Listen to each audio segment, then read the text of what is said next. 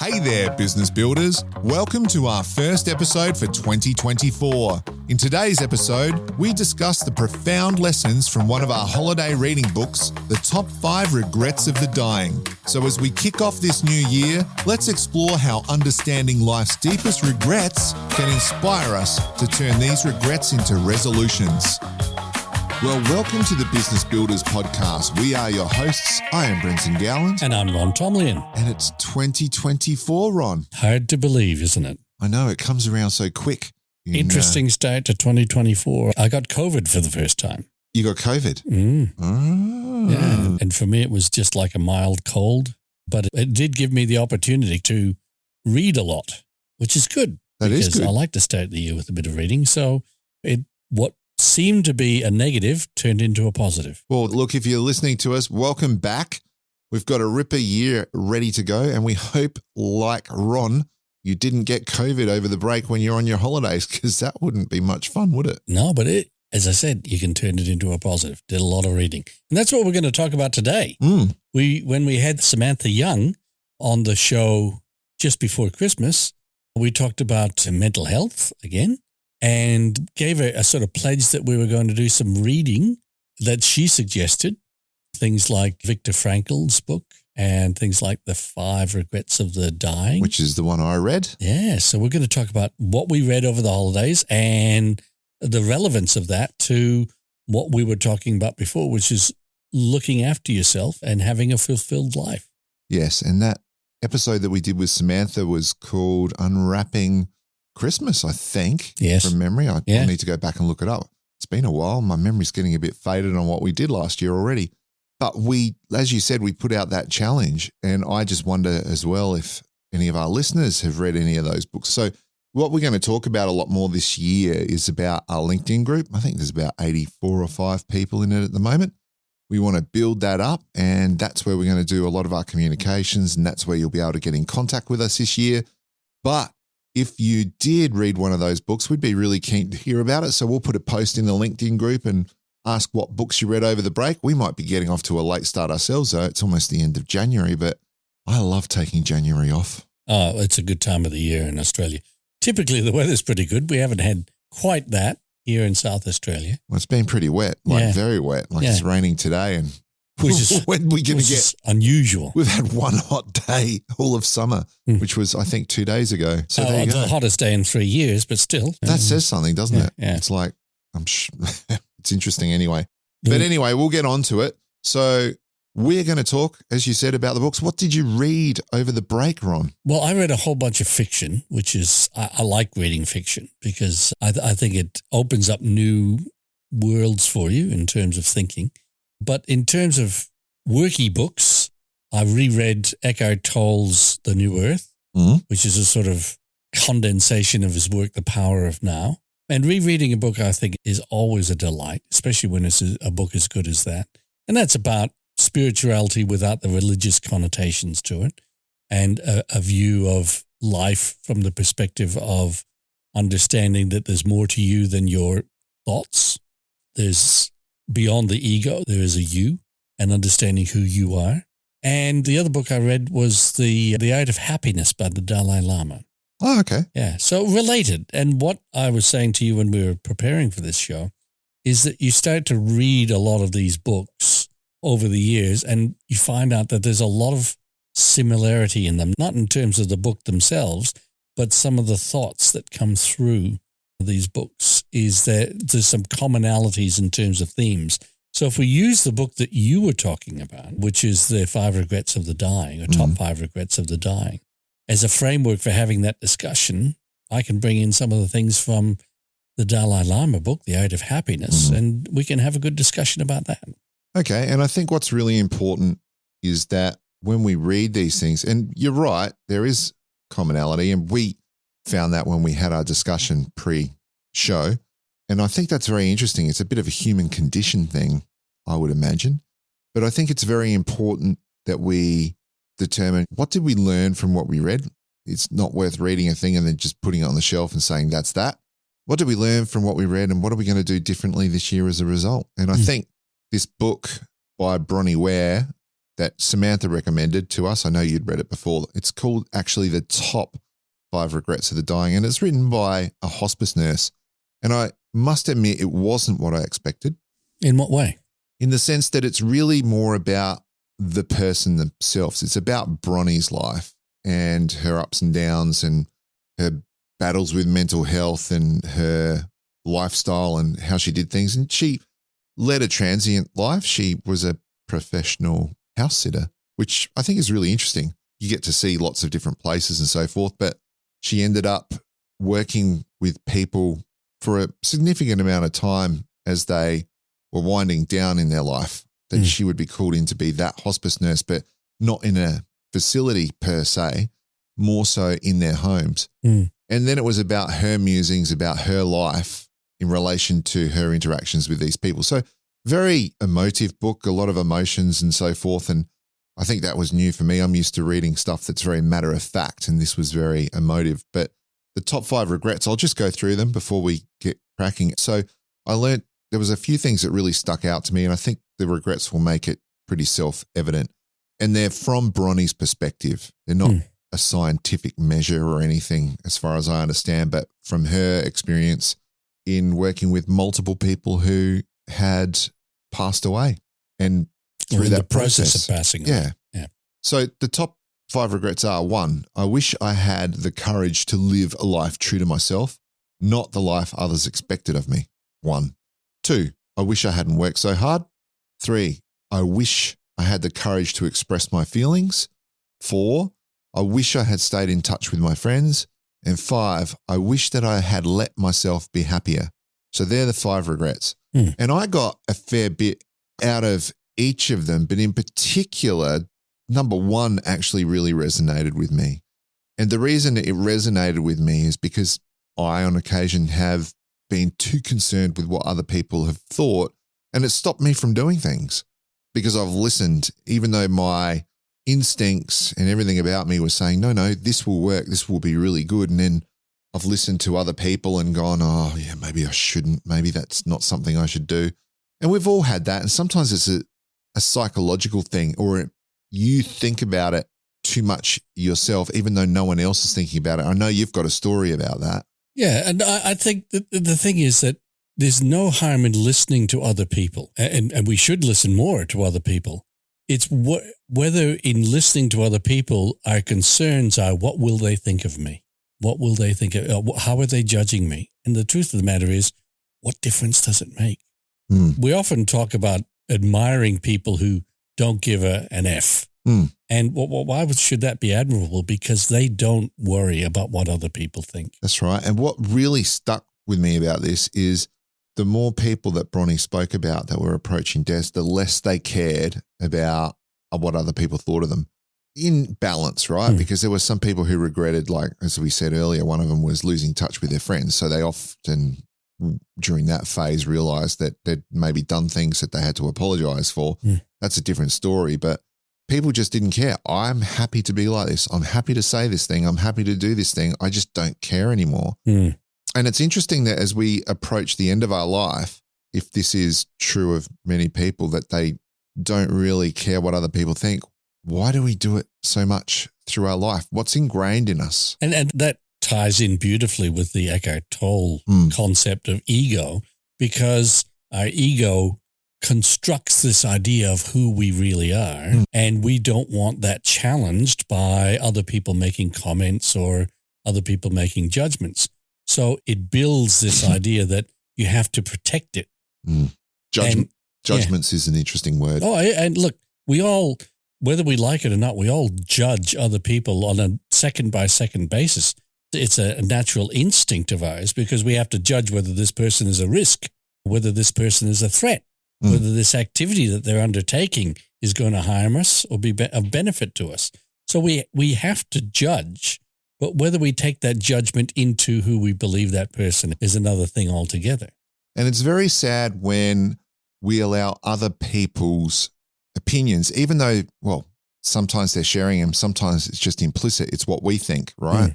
When we let that change the course of our life in a way that as we approach our end, we regret. So this one's the one that I think stood out to me the most in the fact that and as business people in particular, and even as people with partners and family and so forth, I really want to do this year much more of what I know to be true.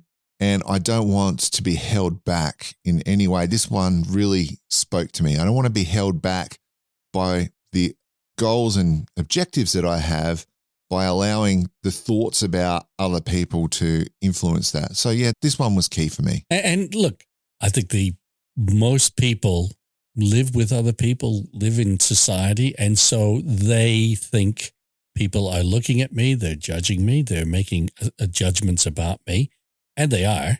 But we assume that we know what those judgments are, or we make those assumptions on the basis of maybe the way we would judge other people. So at the end of the day, all we're doing is catastrophizing what people might think. And that gets into the power of now.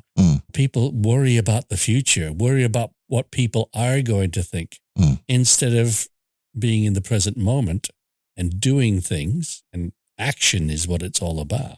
Doing things in the now. Because actually, this is what Eckhart Tolle's book is all about. Actually, all you've got is the present moment. And if you're not in the present moment, if you're in the future worrying about what might have happened, or you're in the past ruminating about what did happen and what you could change, which of course you can't because it's happened, all you've got in any given time is the present moment. And that's all you can affect, the present moment. You can maybe do something in the present moment that will help you in the future or hinder you in the future. But all you've really got is the moment now. And worrying about the future doesn't actually help you at all. That's correct. And you also shared an interesting story this morning that was about people basically trolling us online or leaving comments. Oh, yeah. I came across somebody who made an observation that they were in the past concerned about the comments they got from people on Instagram or Facebook or whatever, because they did a lot of their promotions on those medium, and they would take on board the comments that people had and take them very much to heart and worry about them, and especially if they were negative comments. And what this person came to realize is that people make comments for all sorts of reasons. They've had a bad day. They don't like the look of somebody. There's all sorts of reasons people make negative comments in the moment. And I think we're seeing a lot of this in trolling behavior online at the moment, in social media. And he came to the realization that it doesn't really matter. That person doesn't have to live by those comments that they make. It's an offhand comment. And he said, and I was worrying about this, and it was affecting my life. And I've come to realize people don't care that much about me, nor should they. Yeah. They don't know me personally. People don't care that much, so it's okay for them to make an offhand comment, make them look good. Oftentimes people make negative comments to inflate their own position. Who's been to a restaurant with someone who says, oh, well, this wine isn't quite up to my standard. Maybe they don't even know that much about wine, but it makes them sound knowledgeable. Make negative comments to inflate their ego. Interesting, isn't it? Yeah. So he came to that realization. I don't have to worry about what other people are saying. And that's a real world thing for a lot of us, because with our businesses online and the things we do, like I remember even in our podcast in the early days, we got a couple of 1-star reviews. And I remember thinking, people hate us. And maybe it was some people out there had bad experiences with us in the past. Because, I mean, we're obviously perfect and we never have any dealings with anyone that ends up in conflict. Anyway, that happened. And I remember ruminating over that for quite some time now. I don't really care anymore. But I must say, we haven't had any reviews that have been that bad since then. Oh, but now we're going to get them. You just jinxed us. I know, but that's great. I don't care as much anymore. So go on, give us a review. Yeah, absolutely. Anyway, if you're listening, the regret is I wish I had the courage to live a life true to myself, right? And I think we probably talked less about that than we did about not the life others expected of me. And I think I would encourage you to ask the question. Simply ask. I'm not telling you to think anything in particular. Simply ask, are you living a life where you are true to yourself? And that begs the question, what does being true to myself mean? What are my values? That's a big question. What do I believe? Yep. And it's important to reflect on that. What do I really, there's some fundamental ones, like people say, well, I believe it's important to tell the truth. Yeah, okay, but do you tell the truth all the time? Well, this is interesting. We talked about, do you have a New Year's resolution? And you said you have goals, yeah? I set my goals at the beginning of the year. Have you done that yet? No, we're about to go into a goal-setting retreat with my groups. Of course you are. Yeah, and and to my way of thinking, it's important to do that as a process. Yep. To think about where you are at the moment, where you want to be, and then what steps along the way are you going to take in the next year? And I think a year is a pretty good time frame for thinking about that. As long as you've thought about the distant future. What do you really want? But the framework for that has to be what's important to me. Yeah. The framework has to be, what do I value? So January is a good time of year to do this, yeah? Look, I think it's, to me, a lot of people say, well, you should do it as a business person in financial years. And of course, in Australia, financials. Really, you can do it any month, but it's just a nice tidy time because we have a bit of a break generally. That's the thing. I think when people have taken a break, and most people in Australia take at least a week, if not maybe two. Yes. Over the January period or December, January period, they're refreshed. They're looking forward to the year. We tend to think in years. So it's a good time to be motivated to think about, what do I want to achieve? What do I want to be able to say at the end of the year that I've achieved? And that achievement might be the way you want to live your life. It doesn't always have to be there's an outcome. It can be the process as well. So if you're a business person and you're listening, because we are talking to business builders, people who build themselves in order to build their businesses, that's what we're all about. So if you're doing your planning, just add that question. Are you living a life true to yourself, or are you being influenced by what everyone else thinks of you in a way that's unhealthy? And I think that a lot of people will be influenced by other people's version of success. And we've talked about this before, material success. And one of the things that in both the Viktor Frankl book and in the Dalai Lama book. I've started the Viktor Frankl book, by the way. I'm about halfway through. Yeah. I won't talk about that today, though. They talk about the environment that you're in. Yeah. People think that the environment that I'm in will make me happy. Yes. When I get that house, when I get that car. That's not what happiness is about. That's not what fulfillment is about. They can add small dimensions of that. But the truth of the matter is happiness and fulfillment come from not your environment, but from within. Okay. You can be in, like Viktor Frankl was, in horrible environments.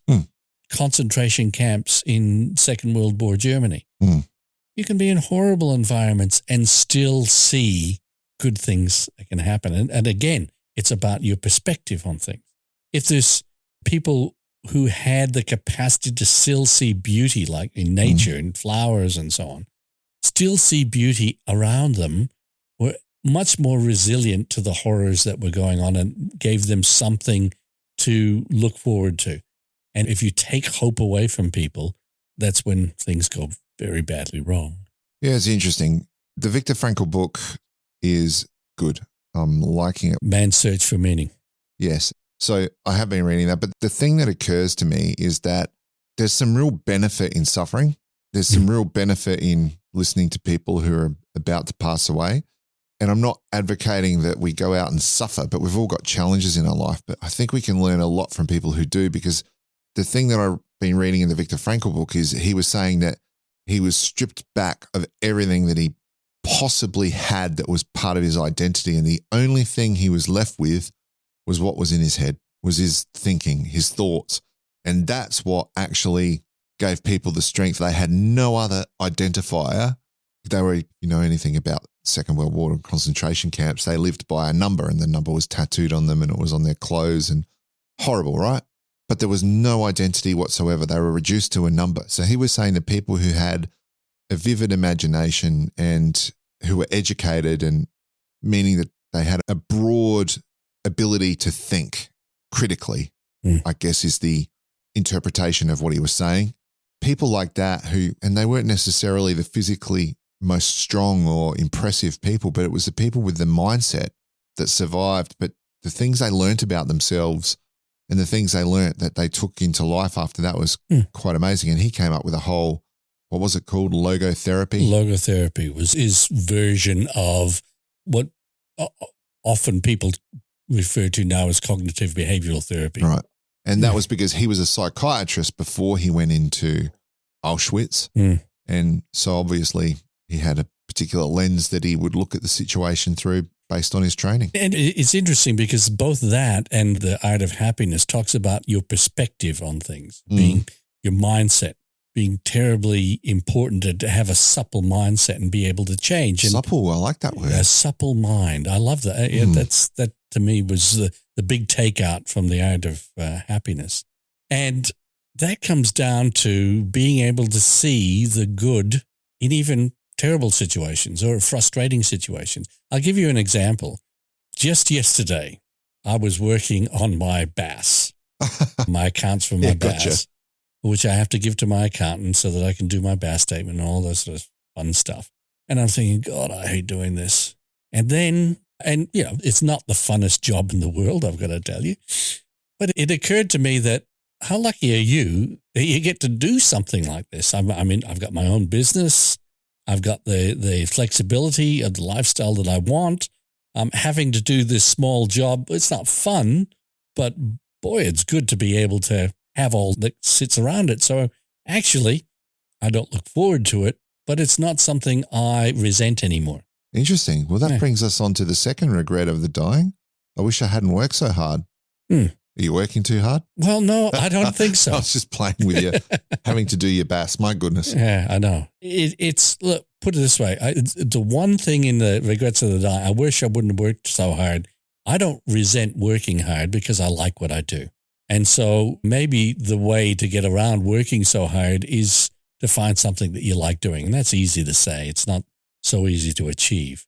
But I think a lot of people think I need to work hard, even though I don't like what I'm doing, because that way I'll get more money and that way I'll be happy because I'll be able to buy the stuff that I want. That's interesting because in the book, it was talking about this particular gentleman who had plenty of money, kids, all that, and he could have retired 15 years earlier than he did, but he kept working because he just wanted to keep working. But his wife was constantly at him about, let's go on holidays, let's do this. And he kept putting it off until we were retired. And then he saw how miserable she was 14 years after, going, why are you still working?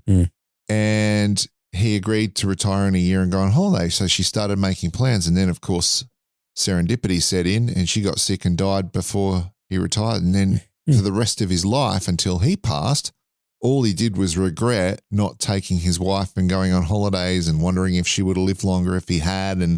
And he wasn't working hard because he had to, but it was who he was. And that's, again, ties into the Eckhart Tolle book, where identity is all about our ego. And if we think all we are is the job that we have or the profession that we've worked so hard to attain, if that's all we are, then it's very difficult for people to give up work because that's who they are. I've just read another book I read over the holidays, fiction, was Mrs. Winterbottom takes a gap year. Okay, so she's a doctor. Sounds like an English book. It is. She's a doctor and she gives up her profession at 67 and decides, in all her ruminations about what she's going to do, she decides to go on a gap year that she never had. So one of the difficulties that she had is she's always been a doctor. And who is she? Well, she's a doctor. And that's the way she identified herself. Her profession was her identity. Yes. And she found real difficulty in giving that up. Right? And we aren't our professions. It's something we do, but it's not who we are. Correct. And being able to extract yourself from that definition. People will say to other people when they, so who are you? And they think that what that means is, what do I do? Yeah, I got into this habit with networking events to never tell anyone unless there was a certain scenario, because I would talk about other things for that exact reason. But that's me also playing mind games. But I must admit that I am a hard worker.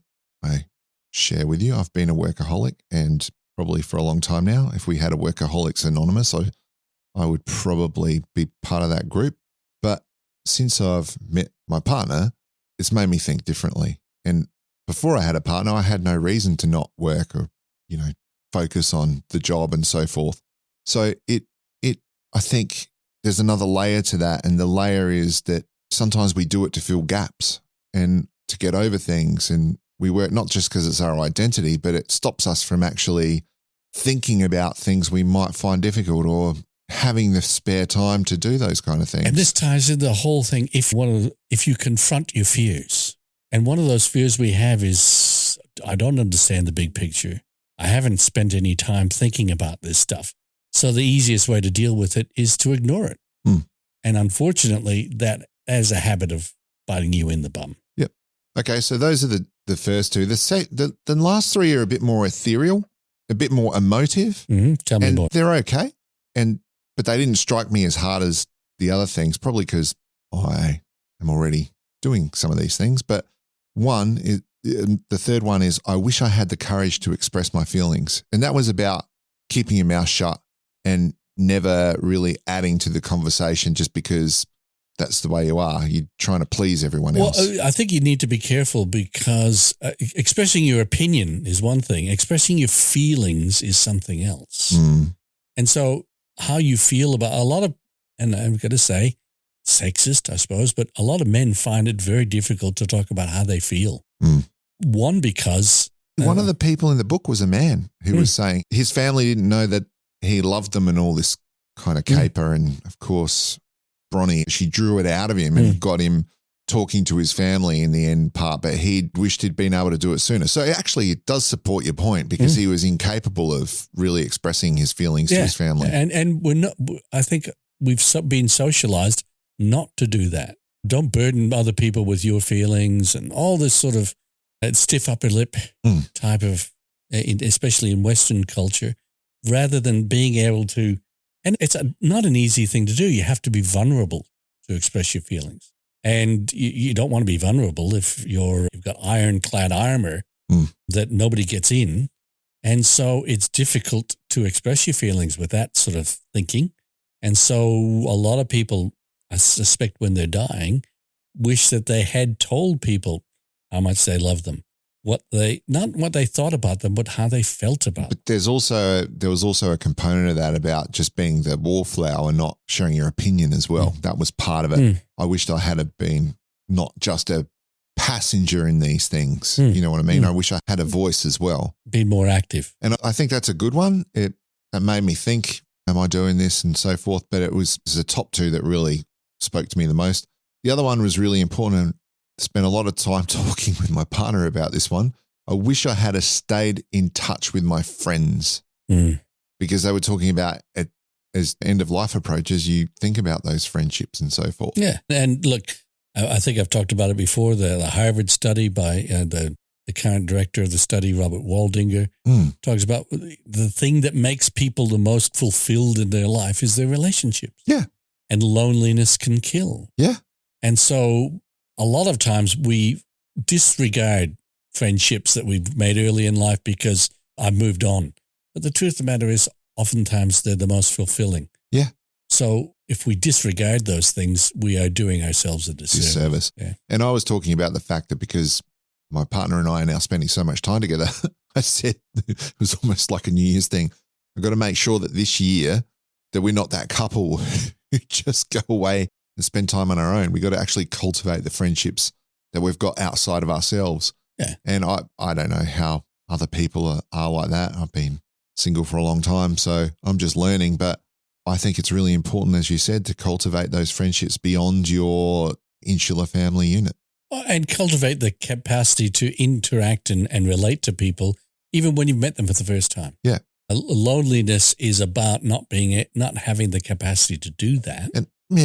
And I think if you think of your relationships and your family as a unit, if you go out and get other stimuli, resource, opinions, it can only provided you're a healthy person mentally, it makes that family unit a healthier place to be because you're bringing other thinking in, other influences, which you can either choose to judge and go, no thanks, or judge and go, actually, we should think about this. It helps you with different perspectives. Yeah. And I think business people need to do that too. Yeah. It's not just about family. It's about having a group of people that you can relate to in business. Your network. Yeah, your network, or I run these groups of CEOs, and they get great benefit from having the perspective of other people. Oh, absolutely. In running their businesses with other people who run businesses like theirs. Absolutely. And the last one, I wish I had let myself be happier. You strike me as a happy guy, Ron. Well, yeah, I don't think happiness, it's about letting yourself be in the moment. Yeah. Yeah, to me, that's what happiness is all about, is appreciating what's around you at any given moment. And especially people who are about confronting their own death.